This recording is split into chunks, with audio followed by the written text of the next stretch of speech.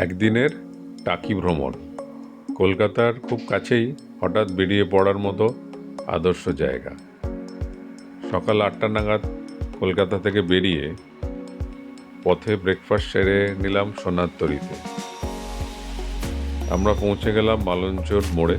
সেখান থেকে বাঁদিকে ঘুরে 30 কিলোমিটার গেলেই টাকি।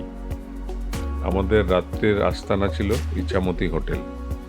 এই হোটেলের বারান্দা থেকেই দেখা যায় ইছামতি নদী, ভারত ও বাংলাদেশের মাঝখানে।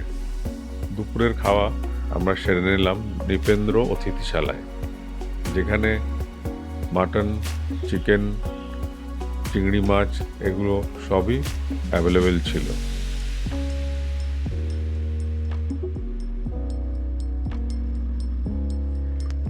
ইছামতি নদীতে নৌকা ভ্রমণ এক দারুণ অভিজ্ঞতা। ভারত ও বাংলাদেশের মাঝখানে বয়ে চলেছে এই নদী। রাজবাড়ি ঘাটে এই নৌকা ভ্রমণের টিকিট পাওয়া যায়, যা আমরা নিয়েছিলাম।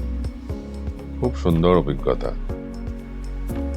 পরের দিন সকালবেলায় সানরাইজ দেখলাম হোটেলের রুম থেকেই। সকালে ব্রেকফাস্ট সেরে আমরা রওনা দিলাম জোড়া শিব মন্দির, বিসর্জন সিনেমার শুটিং স্পট হয়ে চললাম গোলপাতার জঙ্গলে, যেটা এখন মিনি সুন্দরবন হিসেবে পরিচিত।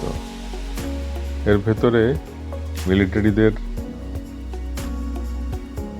কাছে আধার কার্ড জমা দিয়ে ঢুকতে হয়। এই রাস্তাটা গেছে ওয়াচ টাওয়ারের দিকে, আর বাঁদিকে একটা রাস্তা গেছে নদীর দিকে। খুব সুন্দর জায়গা, বেশ অন্যরকম ভাব একটা। ওই দূরে দেখা যাচ্ছে বাংলাদেশের ওই দিকটা।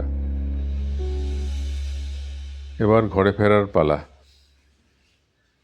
ফেব্রুয়ারি মাসের দ্বিতীয় সপ্তাহে এই টাকি ভ্রমণটা খুবই ভালো লাগে।